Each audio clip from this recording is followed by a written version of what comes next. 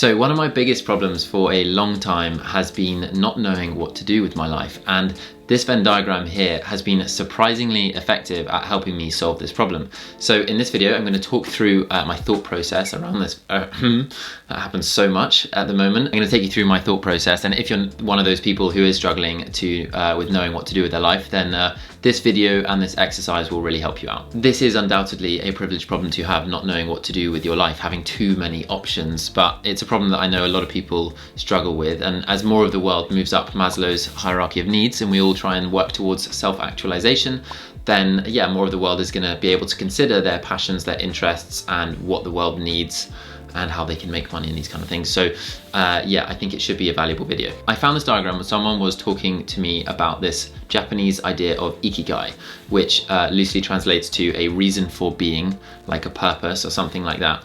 And this Venn diagram is closely associated to it, but I'm not going to be talking about Ikigai because I've done some research into this, and apparently this Venn diagram is not a very good representation of the Japanese idea, and it's a sort of Western interpretation slash Western version of it, and it's not really very accurate. So I'm just going to be talking about the Venn diagram. I'm not going to be talking about this idea of Ikigai, and if you want to research more about that, you can visit this website here, IKIGAI Tribe, which is quite good, and they've got a blog about why it's not the same thing. So in the middle of the Venn diagram, I'm going to put purpose instead of Ikigai. So as some of you know, last year I was working as a management consultant in London, and I spent a lot of time thinking about what am I working towards, what kind of career am I trying to build.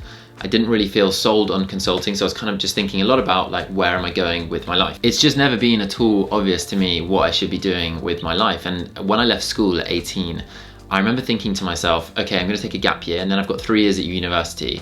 So if I start thinking about what I'm going to do with my life and my career when I'm leaving school, then over the next 4 years, hopefully, by the time I leave university, I will know what to do as a career. However, when I left university, I still didn't really feel any closer to finding out what I wanted to do with my life. In hindsight, I was a lot closer to actually coming to some kind of answer because I'd experimented during university and tried new things, and although I didn't actually feel like I was closer, I did have a lot more information about what I wanted to be doing. So I had, without realizing, been battling with each of these 4 areas, and I felt like I was just being pulled in lots of different directions because I felt like it was really black and white. If I wanted to earn money, I had to work in finance, and if I wanted to do something that I enjoyed, like football, that felt sort of unrealistic and indulgent. If I wanted to do something that the world needs, that I had to sacrifice money and be and do something like teaching or work in a charity, which generally not as well paid.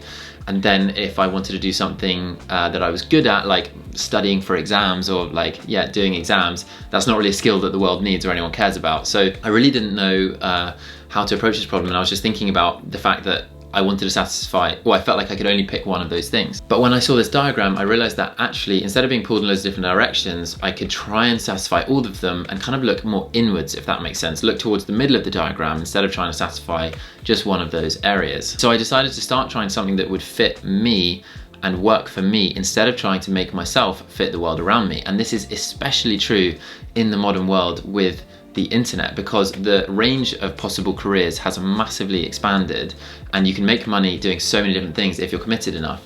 So I decided to try and carve out a sort of career effectively for me that worked for me and suited or like fit all of those criteria and ticked all of those boxes that I wanted to tick. So I started thinking about each area, and I thought I'd go in the order of what I enjoyed, what I was good at, what the world needs, and then finally how I can make money. It just felt natural to start with what kind of works for me and then go outwards. So some of the things that I enjoy are sport and hanging out with my friends and teaching. I just quite like, sharing information and helping others learn.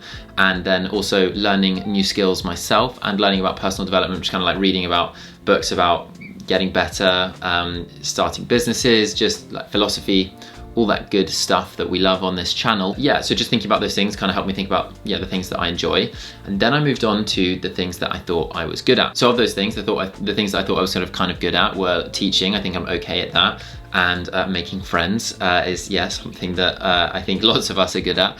And then reading about personal development, that was something that I kind of did a lot anyway, and I think was naturally quite good at just because I spent a lot of time doing it and thinking about these kind of things. And it is hard to think of things that you are good at, and I didn't really feel confident in any of these things. I was like, well, who really cares if I'm like okay at teaching? But I was listening to this podcast with Naval Ravikant, and he was talking about how try and listen to the things that people say about you and the things that people say you're naturally good at, because that is like a good indicator of the kind of things that you are naturally good at. And I felt like that was something that people said sometimes, was that I was like good at explaining things, I guess, and also a good supportive teacher. So that was something that I listened to, and I sort of put it in this box. Then what the world needs. So obviously the world needs teaching and things like that, but then also specifically the things that I wanted to talk about and the things that I wanted to teach around, like personal development, mental health, and learning new skills and support about this specific problem around kind of finding meaning and finding purpose in our lives,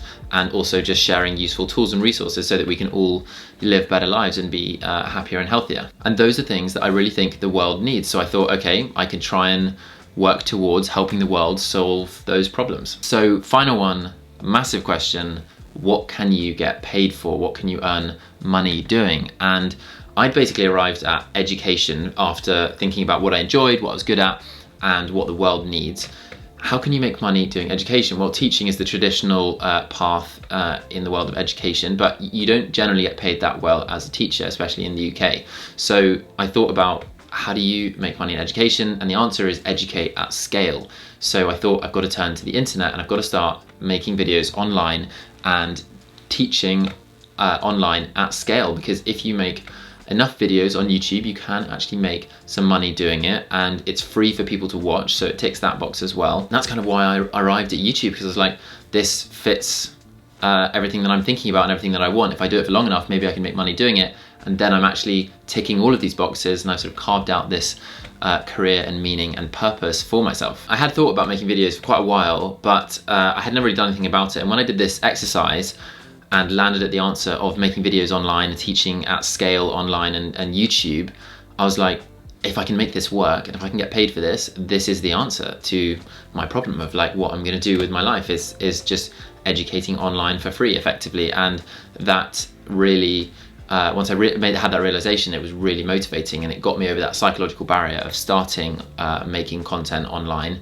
And yeah, doing this exercise just helped me get to that point. As soon as I started making these videos, it felt like I'd kind of found that thing in the middle, the elusive purpose in the middle of the Venn diagram. I felt like I'd actually was starting to make some real progress on like finding that for me. And I don't think it's just one thing that fits that everyone has one thing that fits them, one singular purpose. I don't think you need to find that. I just think you need to find things that drive you and that tick all these boxes. And for me, this right now is one of those things. So I really recommend working through this diagram. It's definitely not the only way you can figure out what to do with your life, but it is a useful way of evaluating your interests and then also what the world needs, which in the millennial generation and the Gen Z generation is a really big motivator and a source of guilt, I think, for a lot of us. We often feel that we need to do good things for the world, and we feel bad thinking too much about money or thinking about what we enjoy, because the world seems to be in, like, you know, there's so many big problems, and it seems to be in such a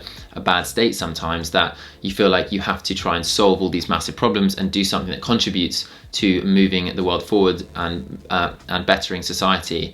And it can mean that you put off things like earning money or things that you are good at, which are really important considerations, because there's this quote that I really like from Howard Thurman, which is, don't ask what the world needs, ask what makes you come alive, because what the world needs is people who have come alive. Obviously, I've just spoken a bit about asking what the world needs, so that is important to consider.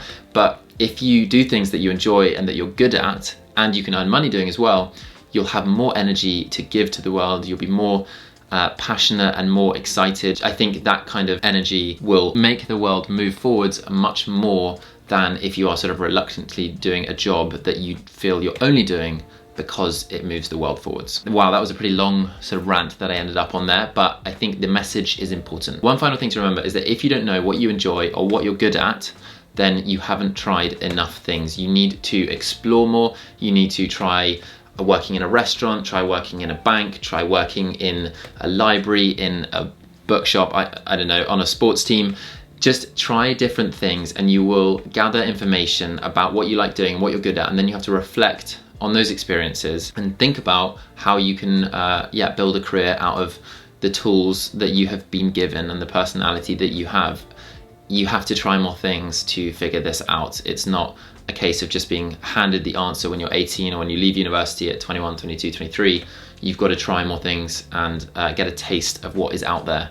So yeah, that's my advice on that one. I'm still thinking about this question a lot, like what do I want to be doing with my life? But as I try more things and I experience more, it's becoming clearer the types of things that I want to work on, the things that I'm good at, and then what the world needs as well, which is a really big motivator for me, and I think lots of us. It becomes clearer the more you try how you can go about solving the world's problems and the types of problems that you can help solve. Because I'm a silly goose and I'm still learning how to do YouTube properly, I'm just recording this now because I forgot to mention this other video that I made, which you can click on here, called How to Figure Out What to Do with Your Life, and there's some other useful ideas and techniques to go about thinking about what career or what purpose you want to have. So definitely check that out. Thank you very much for watching. Please like and subscribe and drop a comment if you found any of the video useful. I'd love to engage with you guys, and yeah, thank you. I'll see you in the next one.